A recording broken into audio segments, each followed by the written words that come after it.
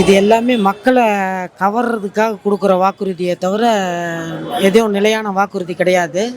இது வரைக்கும் சொன்னது அதிகமாக எதுவும் செஞ்சதில்லை. ஏதோ உண்மையாக பாதிக்கப்படுறவங்களுக்கு எதுவும் செய்யலை.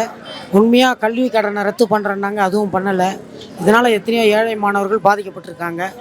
இருந்தாலும் மறுபடியும் ஆட்சி மாற்றம் வந்தால் தான் தமிழ்நாட்டுக்கு ஒரு நல்ல நிலைமையை தர முடியும்னு சொல்லிட்டு எதிர்பார்க்குறோம். 1.5 லட்சம் கொடுக்குறோன்றது முடியாத காரியம். சும்மா பொய்யான வாக்குறுதியாக கூட இருக்கலாம் அது. ஏன்னா இன்றைக்கி ஒரு 5 பேர் வேலைக்கு 50,000 பேர் நிற்கிறாங்க. கொடுக்க முடியாது. இருந்தாலும் ஏதோ குடும்பத்துக்கு ஒருத்தர், அதுவும் அரசு பணி இல்லாத குடும்பத்துக்கு ஒருத்தர் வேலைக்கு அமுத்துனாங்கன்னா ரொம்ப நல்லாயிருக்கும். எல்லாருமே பயனடையலாம்.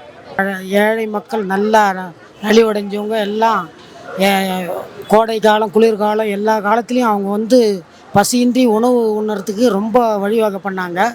ஆனால் அதை இவங்க அதில் அரசியல் தலையீடு பண்ணி அதை வேறு மாதிரி கொண்டு போகிறாங்க. அதுதான் நல்லதில்லை. அது கரெக்டாக அம்மா வழியில் பின்பற்றினாங்கன்னா ரொம்ப நல்லாயிருக்கும்.